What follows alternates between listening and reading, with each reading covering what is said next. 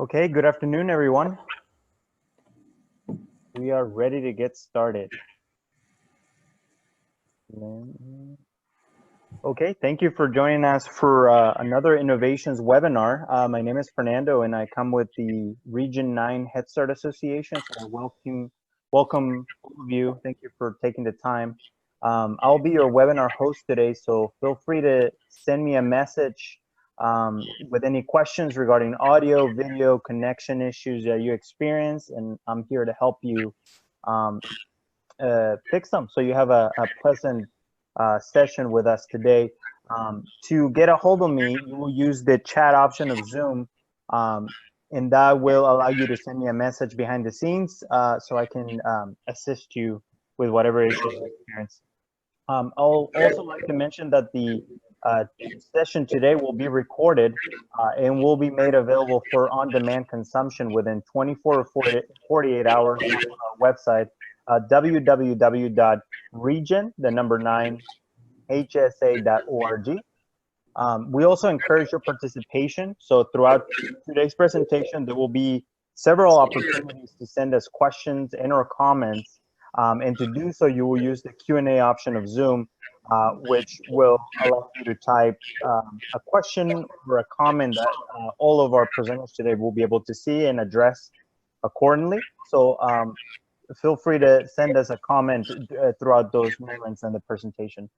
Now it is my pleasure to introduce our topic for today, early childhood education workforce development. In our presenters today, Veronica Garcia and Tony Jordan.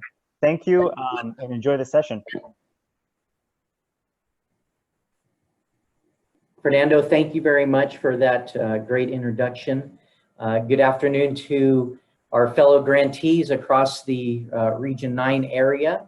My name is Tony Jordan, and I'm the Executive Director of the Child and Family Services Division at the Stanislaus County Office of Education. And if you know us in the Migrant Head Start world, we are known as Central California Migrant Head Start, and I won't get into the reason that we suffer from a split personality disorder with our grantee names. You can call me offline to get that wonderful and fun backstory. Want to have Veronica introduce herself as well now. Hi, my name is Veronica Garcia. I'm a director here at our Child and Family Services Division, and I coordinate many different programs, and one of them are our training programs, which I am so happy that we have the opportunity today to give you an overview of some of our programs that have helped our ECU workforce here in some of our counties. So we're super excited to be sharing with you today. Obviously, we don't claim to have every question answered or be running a perfectly well-oiled machine program, but what we have found are some promising practices that we wanted to share with you in the area of how to go about, based on your own data locally, further developing your workforce. For us, it was really a matter of facing some workforce shortages and looking at our own PIR and other internal data sources that led us to what we'd like to share with you today.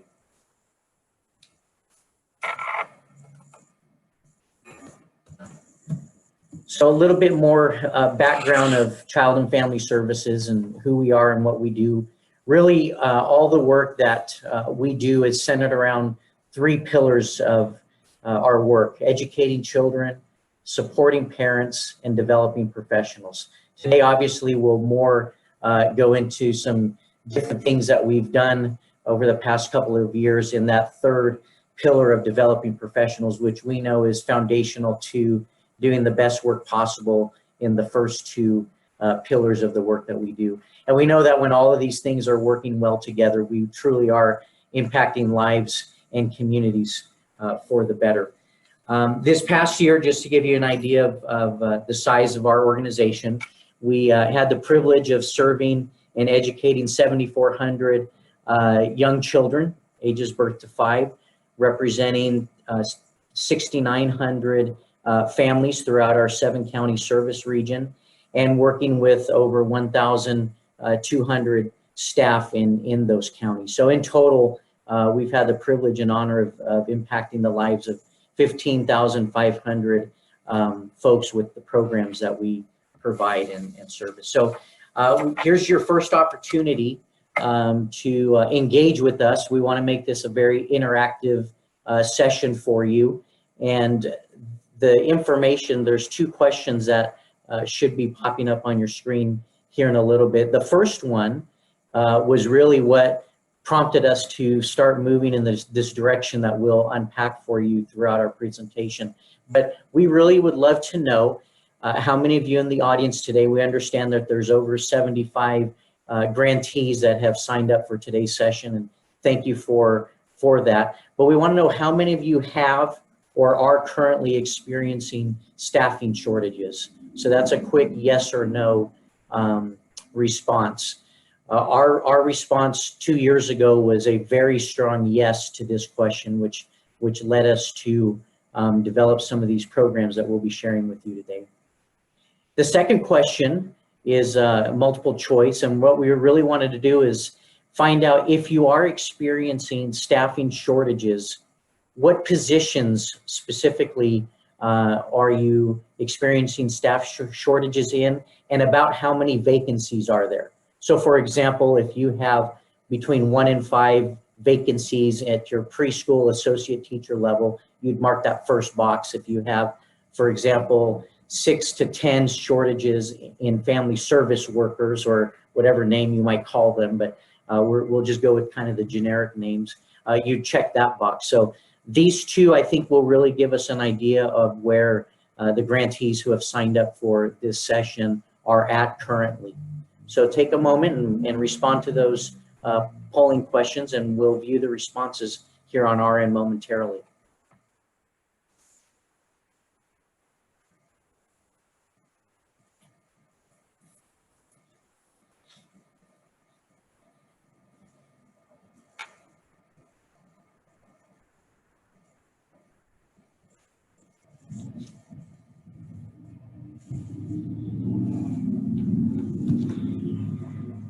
So we all scored an A if you're into percentages. 92% of us who responded are experiencing or have experienced staffing shortages.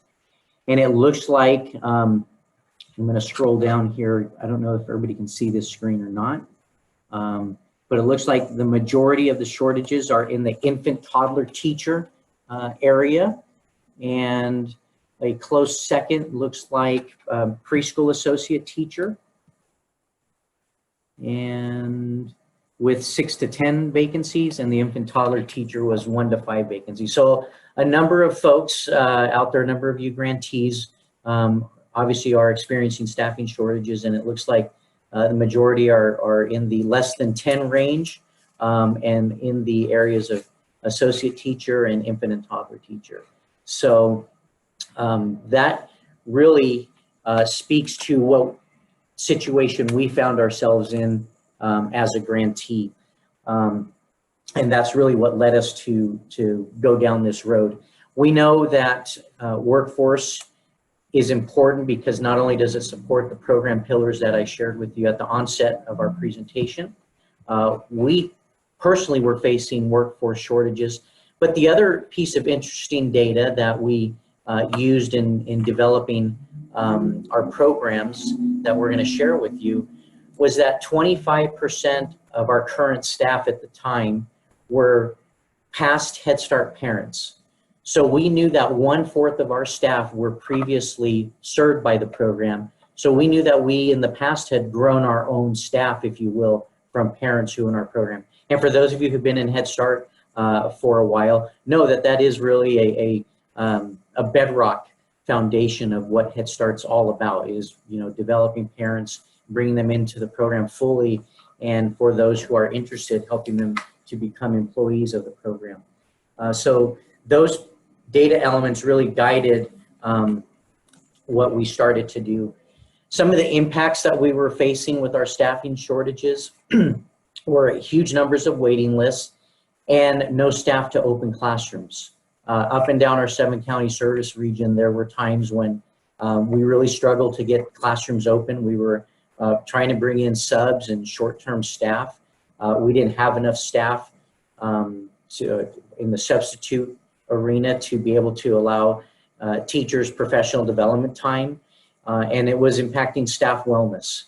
Staff were feeling like they couldn't even call in sick or take a sick day, and because of the staffing shortages that we were facing, not only with permanent staff, but with substitutes. So all of those qualitative and quantitative data sets really informed what we were able to do. So here's our agenda today. This is what we're gonna walk through with you, how we developed a parent-to-teacher program with college courses and educational partnerships. We actually have a couple guests with us today that are gonna share a little bit of how they worked with us in that area. We're going to talk about our Child Development Associate Certificate and how we started that up and who we provided services to and how we got them further engaged in the program. We're also going to share with you our Family Development Credential process that we started for parents and family service staff.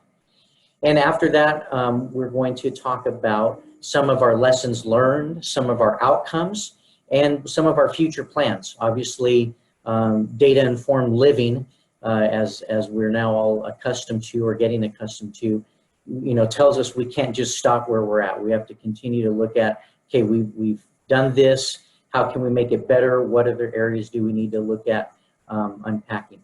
I do want to tell you that after each one of these areas, there will be a brief time for you to pose any questions to us, and we will do our best to respond to them.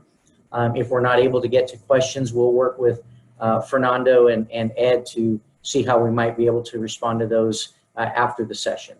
So there will be 3 opportunities after each one of these areas that you'll be able to do a Q&A with us. And then at the end of the presentation, we also have some time set up to be able to do that. So that's our plan. That's what we're going to walk you through this afternoon. And with that, I think I'm going to hand it over to Veronica Garcia to get into a little bit more of the detail about each one of those areas that we developed and implemented. Yes, thank you, Tony. So what we have for you today is the basics. And when I say the basics, I know when I go to trainings or even webinars, there's all these great ideas, but then when you leave, you're like, well, how am I going to implement this? So within today's webinar, I actually included even the forms that we used during our last program so that you can look and tweak and do whatever you need to with those forms. And with us, our 2 partners from our local college, which is Modesto Junior College, and Brandman University. But within each program that I speak about, like I mentioned, the documents are there. However, as we move forward with future planning, we're definitely tweaking, changing whatever didn't work. So with the 2 cohorts that I'm going to talk about today, we call it the college courses, the parent-to-teacher program. So how we started talking about this and even looking at how we can make this happen is we sat down with our local college, like I mentioned, Modesto Junior College, that has worked with us for many, many years. We have had a great relationship where we started many years ago something called the Teacher Qualification Program. That's how, when Tony mentioned we have 25% of our staff that are former parents, this program actually started many years ago, even before I was here, which I've been here 20 years, so you can see that it started way before me, that people who were interested, and past parents and current parents that were interested, took courses at the centers, and they were provided childcare and started getting their units.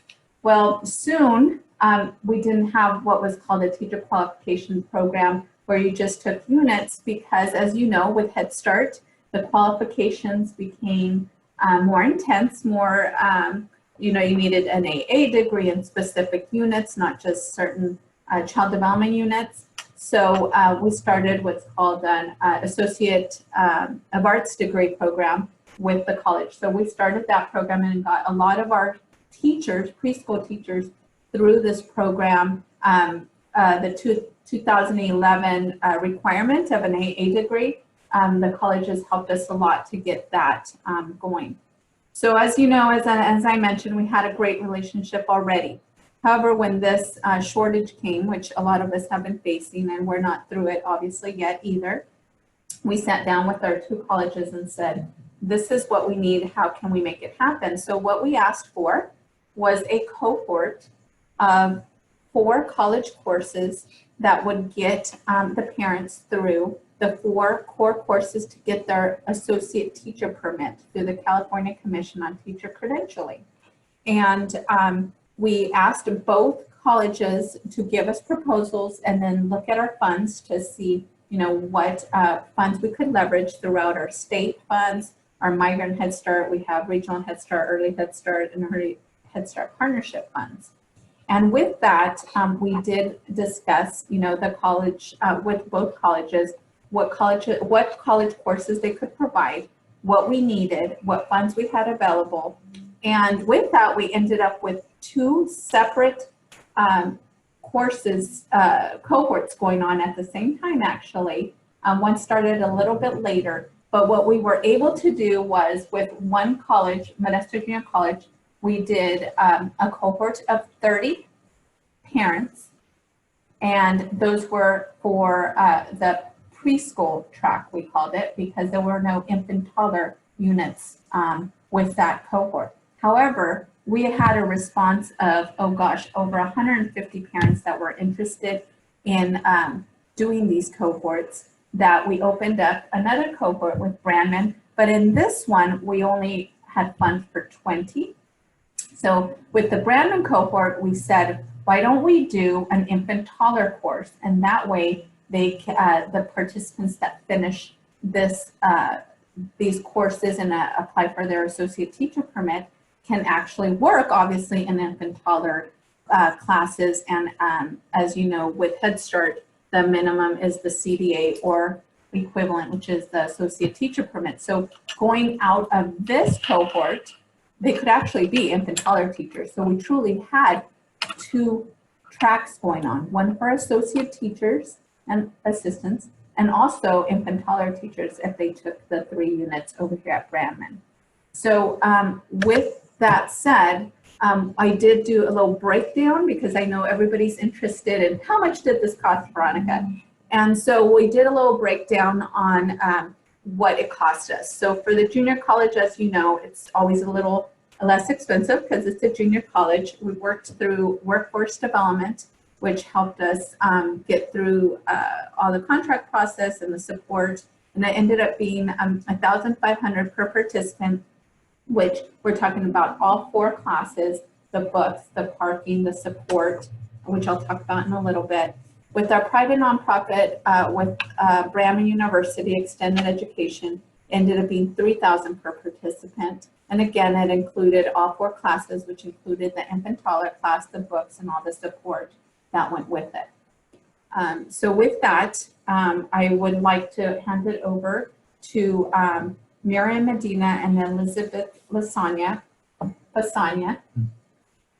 and they will let us know exactly what they had to do at their end to make this happen for us at, with our partnership. Hi, yes, I'm Miriam Medina, and I am a program technician and administrative specialist with Modesto Junior College. And basically, what we did for that program is we developed a contract that included kind of a three elements to the program. The first one was getting them through the enrollment process. We took care of all of that. We took them through the entire application process, walked them through everything, including registering them for the classes. So the students didn't have to do anything on that level. We took care of all of that so that they wouldn't have to worry, because we knew these participants had never been in college probably, and so they were very nervous. The other element that we added was case management, where I would meet with the teachers and the students regularly through each of their courses to make sure that they were being able to complete their homework, and just keeping up with the classes and making sure that they were getting a passing grade. The third element that we had was we provided supplies. We provided all of the books, and in that there were also other school supplies that most students need, like pencils, papers, flash drives. And then I added some incentives in there so that when they met with me for case management, kind of gave them a little incentive to keep going and keep pushing forward. So basically that was what the program consisted of. A lot of hours. The teachers really like that support. And of course the students, we were able to form a good cohort between all of the students, kind of cohesiveness, so that they were able to help each other as they went forward through each of the courses. The other thing that we also added, and that was the resources that the college has, which is the student success specialist. If there was problems or referrals that needed to be done, then we would have the student success specialist follow up and provide resources as needed. So with this Modesto Junior College cohort, it was an 8-month program. Yes. So they started in January, took one class at a time, and it was an 8-week course for each class. So they were able to finish by August. So this whole process actually was accelerated, we call it. And so that's what a lot of people are looking for, something that's not going to take them 2-3 years to finish. So that's another reason why it was successful. It was an 8-month program, and you know, they could just concentrate on one class at a time. Then we have Elizabeth with Brandman.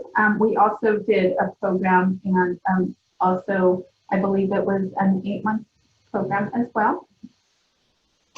Hi, so I'm Elizabeth Lasagna with Brandman University, part of the Chapman University system, and thank you for allowing us to come in and talk a little bit about our partnership, because we value that highly and love working with the junior college as well as Stanislaus County Office of Education. So similar to what Miriam just mentioned, there weren't a lot of differences per se in the whole process of it. We sat down early on and really worked with Stanislaus County Office of Ed to better understand their needs. And by doing so, what we discovered was that our extended education department, which is another facet of what we offer to traditional education and My Path Learning, is we found that that was probably based on the skills level. As Marian mentioned, the percent of those folks who had maybe not been to school in a long time or have not really done a lot of college at all. So we really wanted to assess and get the needs of our incoming potential students. And we did that and decided that, again, through extended ed, we would be able to offer the best program possible. Again, 8-week sessions, just like in JC, they're accelerated, but not so fast that the students can't keep up with the work. And again, very supportive, really making sure that they were passing their classes, that they were participating. Our assistant dean for that department was on site here in Modesto. She lives and works out of our office here. So she was able to go down on a weekly basis and touch bases with the professors that were teaching classes. And the other nice thing is we were able to utilize actual staff from the Stanislaus County Office of Ed, who also taught at UJC. They were able to adjunct for us as well. So there was that familiarity with some of the students, and if not, they got to know each other much quickly. But the professors themselves had a really good understanding of the audience and who they were teaching to, so they were able to customize different things about the program that another entity might not be able to do, and again, really support them, just due to the fact that a lot of them don't have well-developed computer skills and things like that. So as Mary mentioned with MJC, just really being supportive from start to finish.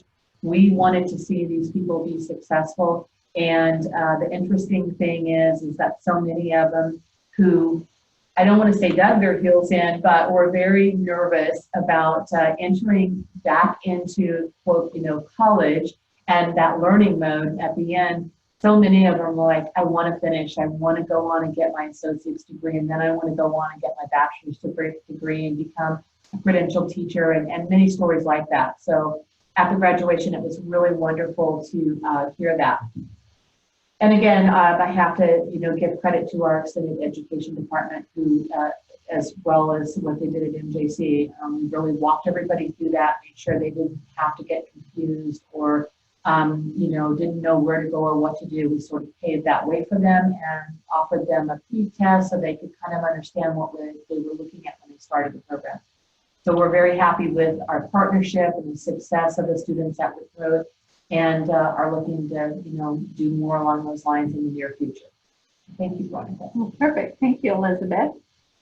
So with that said, I just wanted to mention just some of the steps that we went through to have this parent-teacher program be a success. And obviously recruitment's one of them. We have to go out and let the parents know, and our family service workers and the directors know that this program is available, which for a lot of people, was very exciting. We had a parent-teacher program in the past, but it wasn't in a cohort mode. It was more of like, oh, you want to come and, get your permit someday, come take a class in child development. So it wasn't in a cohort mode, which I still believe that cohorts is the way to go if you really want success, specifically for this population that possibly has never gone to college. So they all, kind of support each other. So recruitment was big. We had an application that I'll share with you. We had a mandatory information session that they had to attend if they were interested. We also had a selection process, an approval process, and then a commitment from the approved parents. And I'll mention what that means in a little bit. So here's just a sample of I gave you exactly what we gave that summer a year ago, was the parent-to-teacher program application. Very simple. What we always try and do is to not complicate things, make them as simple as possible. Do not, there's sometimes people get very intimidated by all this paperwork. And so Miriam and myself and Elizabeth worked hard to just do what is it that we need, and that's all we need at this time. So application, and then an information session where they came. It was mandatory for them to come so they can ask questions. We talked about what the program was about. We talked about the volunteer hours that come with getting their associate teacher permit. We talked about the commitments that they're making. Then we also had our partners go through, how to go through the whole college orientation, and how to enroll, and student services. And then at the end, if we approve them, then obviously helping them through the online application. The commitment form is a big one that I wanted to make sure you knew about. As you know, we have lots of programs, and sometimes parents, for whatever reason, and staff don't follow through, and there's many reasons. But we came up with, again, a very simple one-paragraph commitment form, which we've already tweaked a little bit. Which just basically says that they are agreeing to be in this program, and for whatever reason, sometimes things happen, they discontinue this program due to any non-emergency reason. The participant will reimburse us for the cost and tuition and books for this program. So fortunately, I'll go through our outcomes, but we did not have very many at all drop. And I think this was one of the reasons for it, because I know I had many phone calls with Mary and Elizabeth when they had some issues, and we're like, well, I'm sorry, we're going to have to send you an invoice. And if it was truly an emergency, which we did have a few, we sent them an invoice, but said, if you can send us documentation of this emergency that happened, then, we will look at it. And it was on a, case-by-case basis. So they sign it, they give it to us, they know they're committed, they know they can be invoiced if they don't fully complete the program. And then, as we talked about before, the reason why it was so successful was the support, the one-to-one weekly check-in meetings, and then the college has supports. And this was one of the things that I know MJC gave out at our orientation, is somebody physically went and talked to them. They have a face to connect it with, and they talked about the resources in the college and where they can find it and the hours. So sometimes people just need that connection and a face to say, oh, I can do this. I remember him. I remember her. I'm going to go check it out. So basically, support services is critical in making this happen. So with that, again, when we were going through the information, we also gave them, obviously, the child development permit matrix, because we're explaining to the parents what program they're getting into and what the expectation is. So I gave them a copy of the permit matrix, and I highlighted that associate teacher permit row there, letting them know that they are getting the 12 units of EC to get their associate teacher permit, and that they also have to do 50 days of 3 hours per day volunteer hours for their experience. That one was a tough one to get through, people. You know, lots of questions on the volunteer hours, but those that finally followed through and went through did fine. One point of clarification, I know there's some grantees that are not in California. The associate teacher permit has an equivalency. If you can look under the first alternative qualification column there, it's the fourth column over on the third row, essentially, where it says associate teacher. The child development associate credential, which we ran a track on that as well that we'll get into momentarily, but that's an equivalency. So and I believe they are reciprocal equivalency. So if you go to the California Commission on Teacher Credentialing with a child development associate, you can apply for the California associate teacher permit. And I believe it works for the converse as well. But for those non-California grantees, there is some equivalencies that are already built into the system. So again, this is just really important to give to them so they know it's a, you know, a professional, they really enjoy. I saw the faces where they're like, oh, I'm doing that California Commission on Teacher Credentialing, you know, permit. So it's big. Final steps were, we did a workshop on how to find and apply for ACE jobs, like example EdJoin, because, you know, again, we want to make sure that when they finish this program, they know where to apply. We also had our Child Development Training Consortium come and do a workshop and kind of get them through how to apply for the associate teacher permit, and then showed them how to get some grant funds to pay for the live scan and permit fees. And of course, we had a celebration, which we combined both cohorts. It was a great celebration. They brought their families. They were so proud.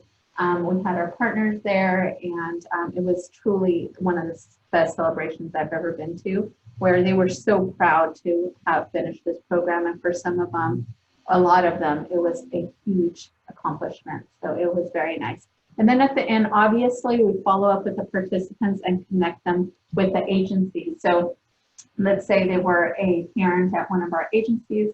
We obviously give that agency, hey, here is the 5 parents from your program that finished.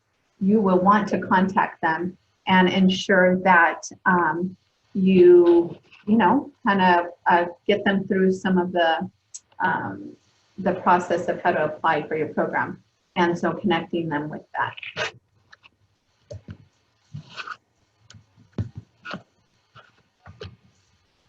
Just a quick testimonial from one of the parents. I highlighted some of the things, but we had so many people thanking us for this program, and one of them sent us a testimonial. And I'm not going to read the whole thing, but I did, you know, highlight some of it. She was one of our parents and went through one of our centers. She said last year, her teacher suggested that I apply for the program, as she knew she enjoyed volunteering. I thought to myself, a teacher, I was like, me, no, I did not believe I could be a teacher. I was just finishing the cannery season. So again, we have many programs, and one of the programs here, some of them work out in the fields and the canneries. She said the program provided me with not only the early child development units I needed to apply for an associate of teaching permit, I also had a support group on campus and ensured I was equipped with the necessary tools and resources to be successful. She says, I stand here with confidence that this is what Parent Teacher Program gave me. I may have never attended community college had it not been for the opportunity that was given to me. The program gave me hope. Someone believed in us. I was given a career. I am proud to say I'm employed with an agency I believe in. So she is now employed with the agency that her child was at. So that's one of the success stories that we wanted to share with you. And so lastly, like Tony mentioned, we do have a Q&A session for this parent-teacher program through the educational courses that we have. And we will give a minute for the questions, and we will probably only have time to answer a few, but like we mentioned, we will answer as many as we can. So Fernando, I believe the Q&A session's already up, and staff, grantee staff out in the field can start sending those in. I already see 3 questions that are posted here. So first one's about sending the PowerPoint presentation. I believe Fernando said that at the onset of the webinar that it will be available for folks to go and view afterward. So I think the answer to that's it will be available to you. Did participants work? So participants in the parent-to-teacher program had to get their volunteer hours in. So, and again, those are volunteer hours. We did use those as in-kind non-federal share match for the program. So it benefited the parent. Obviously, it benefited the program on our non-federal side. The courses, as Veronica explained, were 1 course at a time over an 8-month period. The courses each lasted about 8 weeks. That was the next question. And Veronica, there's one question about how we funded this program. You want to touch that one? Yes, so this was a complicated one, and it took a lot of discussion and collaboration with our colleges, because like we mentioned, they gave us a proposal, and then we looked at all our funds, whether they're state funded, Head Start funded, and again, we have many Head Start funds. So what we did is, if, like we mentioned, with one college, we only had slots for 30 slots, funds for 30 slots. So we had to divide. So if I got, 50 from our Migrant Head Start program, we had to somehow make sure that we only took in 5 of those Migrant Head Start, because we only had funds for 5. So there was a lot of selection process that went with that. And we really had to make sure what program their child was in. So we did leverage funds from our Head Start and state. The majority of that TNTA funds, dollars, yes, a lot of it on the federal side. Mm-hmm. There another question on the actual schedule of the course. Again, each course lasted 8 weeks, 1 course at a time, and in total was about 8 months. And then the last question that's posted here that we're going to have time for was, did the $1,500 or the $3,000, if you're talking about the private nonprofit through Brandman, the question is, did the $1,500 or $3,000 cover the cost of providing childcare? Who provided the childcare? So the classes, great question. The classes with Modesto Junior College were in the daytime, so the children mostly were at childcare with us, Head Start or State. The classes at Brandman, we offered in the evening, so we didn't have childcare for that. So with this program, they were very clear that we were not providing childcare. We were unable to. Obviously, we didn't have enough funds to provide childcare, except, like I mentioned, if it was the class in the morning, their children enrolled in the program were already in care.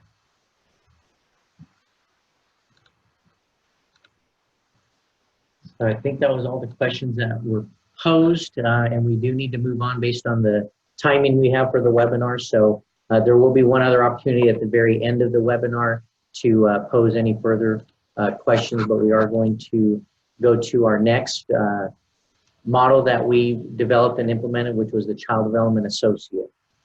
Yes, so this was one, as we mentioned, there was the college track, and then there was the Child Development Associate track. The reason why we started actually this one, as Tony had mentioned before in the matrix, the equivalent to an associate teacher permit is the CDA. And so you can work, obviously, as a preschool assistant and then an infant toddler teacher with the CDA if you have infant toddler units. But what we did is we had a lot of interest from parents that were only Spanish speaking.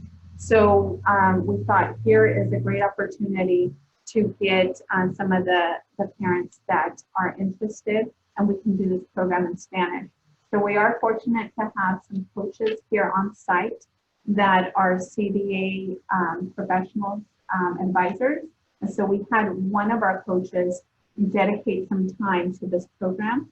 It was a pilot program. We did want to see, you know, how it went. It was the first time we had done this. The response was overwhelming. Over 150 people submitted an interest survey. I'll share that in a second. We just sent out an interest survey saying how many parents are interested in doing a Spanish CDA program, and this is what it looks like. They had to also come, obviously, to a mandatory session so we could give them more information. We actually had the 3 cohorts in 3 different counties. We do serve with our Migrant Head Start 7 different counties, so we did have interest from different groups in 3 different counties. So we did start in 3 different counties. This program, though, does take a little longer. As you know, a CDA, you have to have 480 volunteer hours, which is a lot of volunteer hours, but it's 120 hours of training as opposed to 4 college courses. And so this one, we did start back in January of 2018. We have had 5 already get their CDA, and 4 will be finishing by December. So 5 of them are already working, and so we have 5 more than we did a year ago. So what I say is, even though this program does take a little longer than the 8-month program that we're talking about with the college courses, this would be more for, you can do it in both Spanish or English, but because we already have the English track with the college courses, as I mentioned, we did the Spanish. And so this was very successful with, you know, the group that we started, because we had a coach that helped them through the process and met with them at least once, one Saturday a month to kind of get them through that process. We also have family childcare home providers that we have a CDA cohort for, and we have that with, again, 3 different counties as well. We had one in San Joaquin, in Santa Cruz area, and here at in the Stanislaus area. So there, that one, the CDA can, if you start cohorts there, you can truly get people through. The challenge with this is getting people actually certified. It's a challenge to get people to come out and do the certification, but to get them through the process, they will need a little bit of, well, a lot of guidance. We did an interest survey, information session, an application process, and of course, again, you want to know the average cost. The cost was obviously the cost of our staff. So we do have, as I mentioned before, a coach that we dedicated, not all the time because she does have another full-time job, but we did dedicate a person to this cohort, which again, she met with them once, one Saturday a month to kind of get them through the process. So that, the materials in the books are $25. And then at the end, because they are parents, we did set some money aside to pay for their application fee, which is a $500 fee. Veronica, maybe it'd be helpful if we shared with them about how much time the coach, the cost of our staff, about how much time did they spend with, and how many participants in that cohort, just so our grantee partners out in the field can get an idea of what kind of staff allocation they might be looking at if they wanted to invest in this kind of track. So right now she's down to 4. As I mentioned, she started January 2018. She started with 11, 2 dropped. And because of course, after, you know, going through all the volunteers, 2 dropped, but you know, she started with 11 that were very dedicated to doing it. 5, as I mentioned, already got their CDA. 4 will be finishing. So little by little, you know, like I mentioned, I would say at least 20% of somebody's time needs to be spent on this, because of we had them do on Saturdays because the parents work during the week. Mostly it was our Migrant Head Start parents. So she met with them once once a month on the Saturday. So if you look at somebody's allocation, if they work 200 days and they are working at least one Saturday a month, or even 2 Saturdays in our case, because it was 3 different counties. So it all depends on how you structure it, but it is, I would say, at least 20% of somebody's time to guide them and, you know, keep in contact with them. Here again is the parent interest survey. Very simple. Are you interested? Are you not? This is what it is. A deadline, and then the, you know, we called them to come and come to an information session. And here's the application process. So they actually didn't get an application. The first one was a survey. Are you interested? And then we got, you know, an idea of how many were interested. But then the application they didn't do until they got to the information session, because then when they heard what the CDA was about and all the volunteer hours and everything they had to do, we wanted to know, now are you interested in it? Submit an application. We'll contact you if you know, you're in the program. Obviously, we gave them an overview of the CDA credentialing process and give them the information. So make sure they are very aware of what they're getting themselves into. And they can hear it once, twice, or 3 times, right, Miriam? So it's never too many times to tell them what they're getting themselves into and what tracks they can get themselves in whether they want to go into the college courses, the CDA, and then we'll talk in a second about our family development credential cohort as well. But anyway, that is our CDA program, and I mentioned that it was a total risk-taking for us. We just knew that we needed staff. We knew parents were interested. We knew there was Spanish-speaking folks that couldn't take the college courses but were interested. So we decided to go the CDA route. So like in our parent-to-teacher program college courses track, we wanted to take a moment after this track for the Child Development Associate credential and open it up for your participation in a Q&A session. So we have that open now, and we'll see if any questions surface on the CDA process that we went through.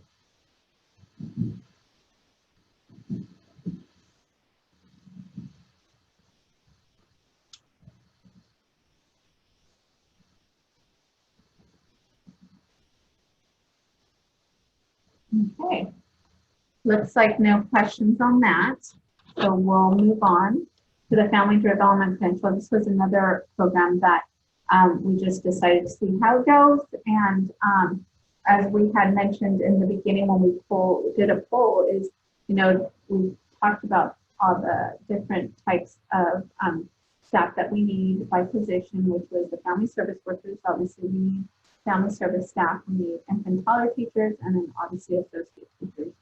And obviously preschool teachers, but at that time we couldn't get a whole cohort to do a whole AA degree.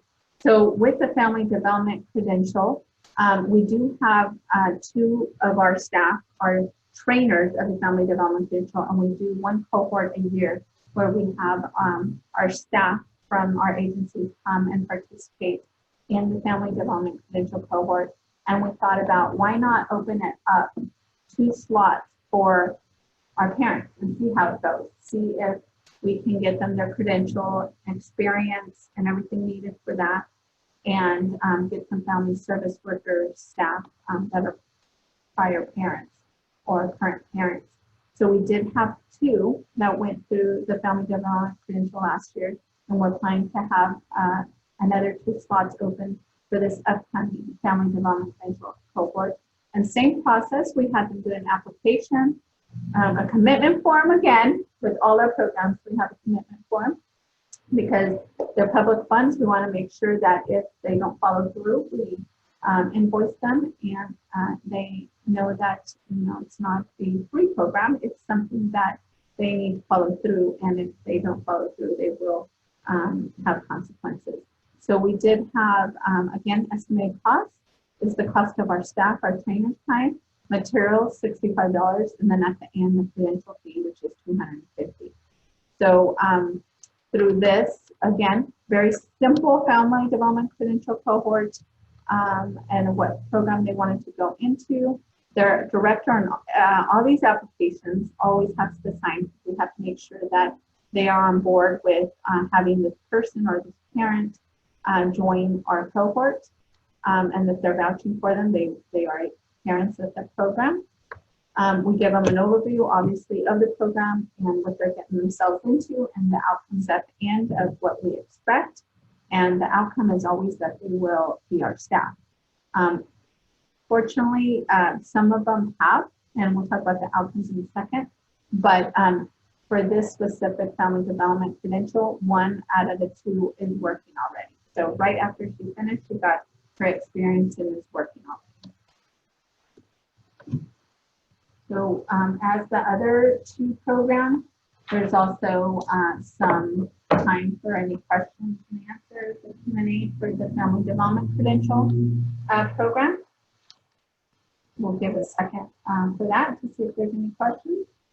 Veronica, about how much time were the family development credential staff allocated to do this program? So kind of a similar question that we had about the CDA, and how much time a staff member would need to dedicate to bring that to fruition. What would a grantee out in the field be looking at for the family development credential?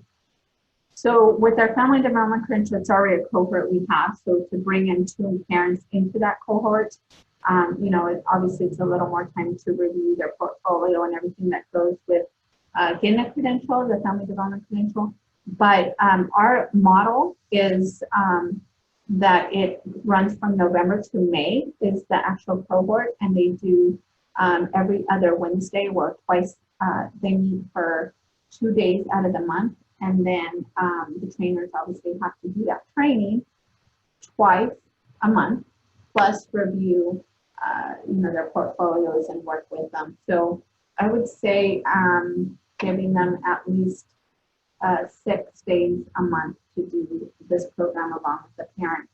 The parents do need a little bit more guidance, obviously, because some of them are new to you know, the family services section of our Head Start world.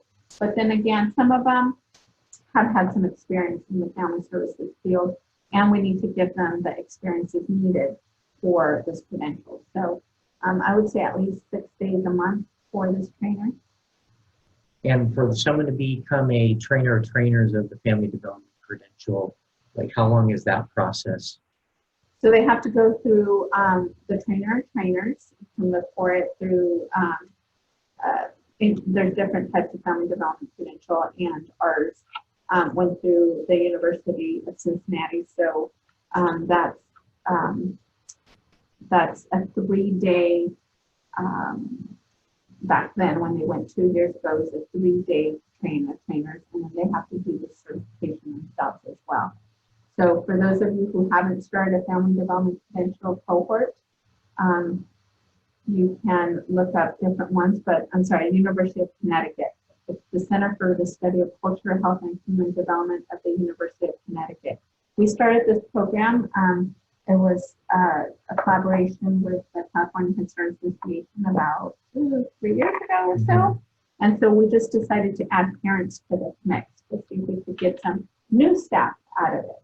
And so it did work. We got 1 out of the 2 already working. Not seeing any other questions on the family development credential. So we're going to move into our outcomes and lessons learned, and we'll open it up at the end of that for any other questions on any part of the webinar today. And the other thing that we'll have at the end is our email addresses for Veronica and myself, so that if there are any specific documents that we shared today that you'd like to request from us, we'd be happy to email those out to you. We have 3 different packets that we've created with the documents that were shared in the webinar that we will be able to make available to you. But really, as Veronica started out by saying, we had some great outcomes in terms of the number of participants that completed the program as compared to the number of participants who expressed interest and enrolled. So you can see kind of in each one of our tracks that we had, MJC and Brandman being the parent to teacher college course track. You can see outcomes there on the number of participants that completed the program. Our Child Development Associate in Spanish, you can see how many participants completed the program there. And then our parents that were in the Family Development Credential process. So all in all, we had 57 parents complete the program, and as you'll see below, many of them are on their way to being employed by our program or one of our delegates programs. 30% of them are already working, and the other 70% fall into one of those other categories where they're either going to continue their education or they're working to finish their volunteer hours so that they can apply for their permit, or they're in the permit application phase, which can take a little bit of time. So that's where the other the 70% who aren't currently working under the program they've completed, they're in one of those other categories. Anything else to add to that, Veronica? No, the only thing that I was going to add was that the goal of the program was obviously to get them employed ASAP. However, I took great joy and pride in when I saw their faces and the joy that they felt when they completed the 4 courses. Some of the parents, we're always doing all these trainings and workshops on parent education, but this was formal child development parent education.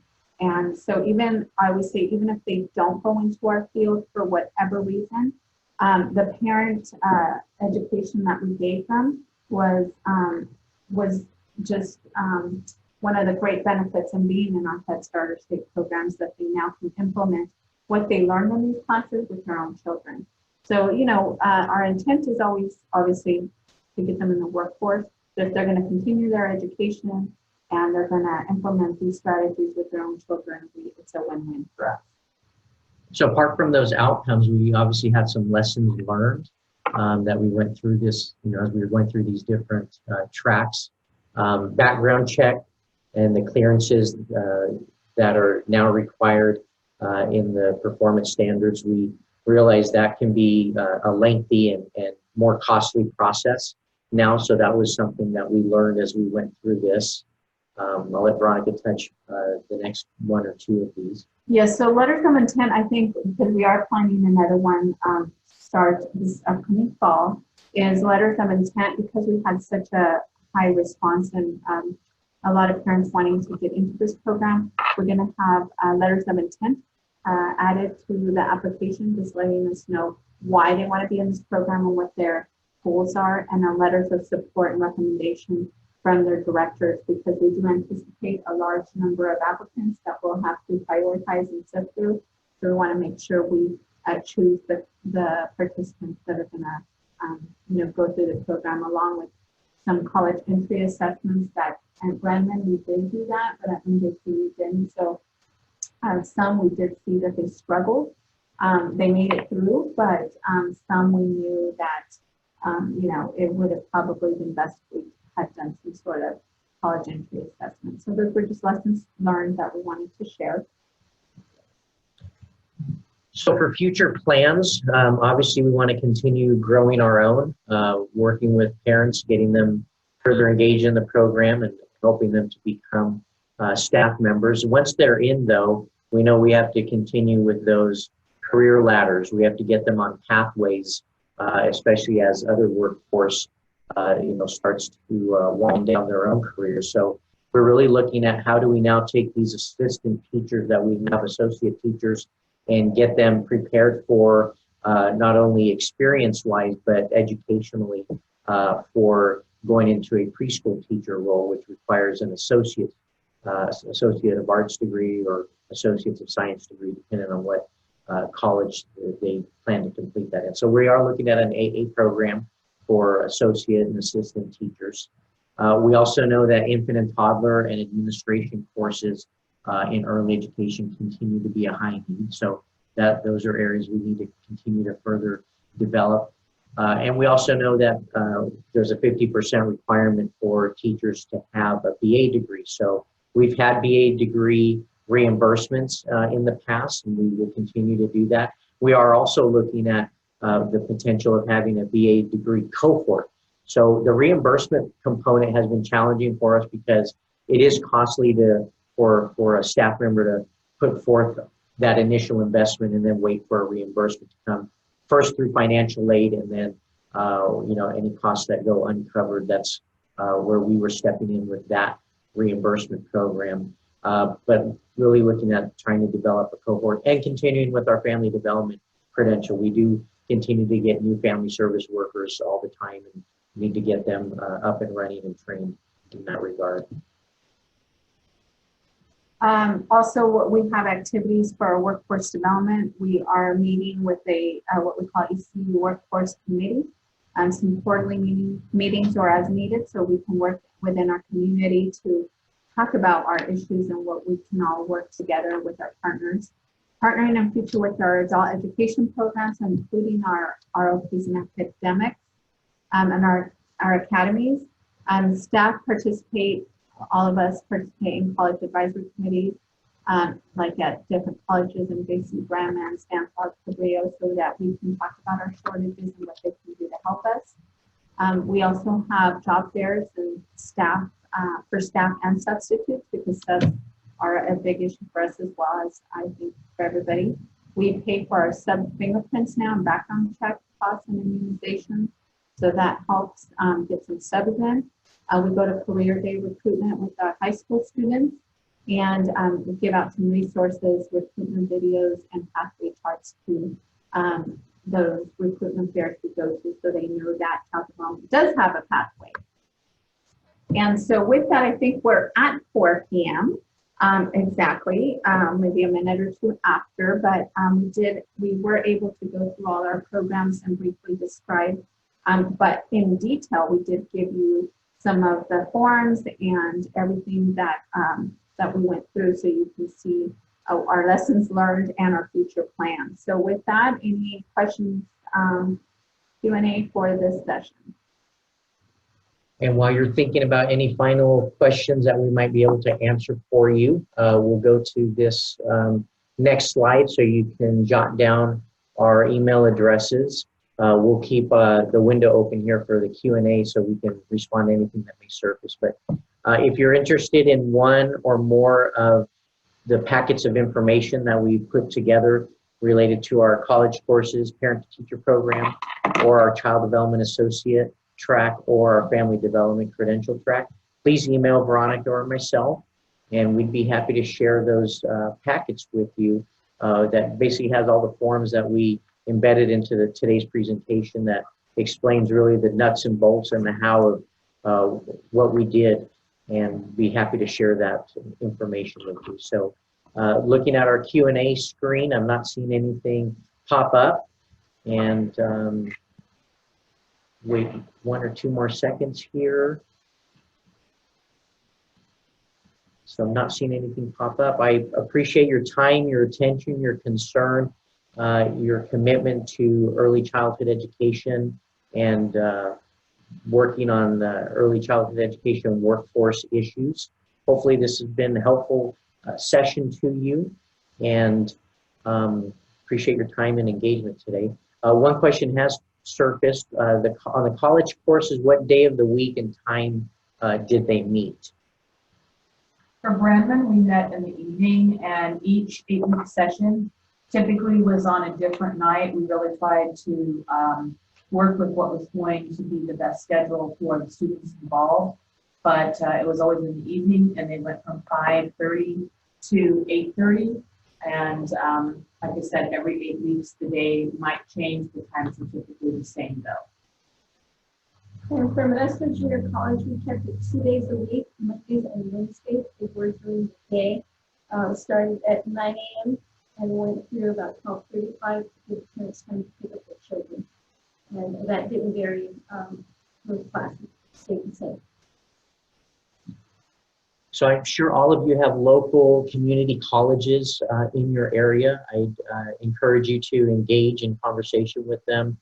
They should have a workforce development office. That's where we were able to do the great work that we've done with MJC. And I know Brandman and Chapman have numerous campuses in and around Northern California, Southern California. Yeah, we have 25 campuses throughout California and Washington both. And as I said, we have the traditional educational route, but also in this case, it was extended ed, and that's available statewide and beyond. So we work with a lot of folks outside of California as well, but typically there's usually a campus close to wherever there's a community college, because we partner with all of the community colleges. So it's an easy reach. I want to thank Miriam and Elizabeth for the partnership and really honing in on this workforce development issue that we've been facing, and we've been tackling the problem together as a community, and just applaud your partnership and commitment to doing that. And Veronica, for your leadership and helping to get the programs up and running and off the ground and keeping the steam in the engine, as it were, to continue to work on this. So if there's no other questions, Fernando, I think we will turn it back over to you. Thank you, Tony and Veronica, for the wonderful presentation. And thanks everybody for taking the time today in attending today's Innovations webinar, Early Childhood Education Workforce Development. I'd like to just quickly remind everybody that the session will be recorded and will be made available for on-demand consumption within 24 to 48 hours, as well as the PDF copy of the PowerPoint used today will be up on our website at www.region9hsa.org. Again, I want to thank our facilitators, Tony and Veronica, for their time. And I wish everybody have a great rest of your day, and we'll see you on the next one. Thanks, everybody. Thank you. Thank you.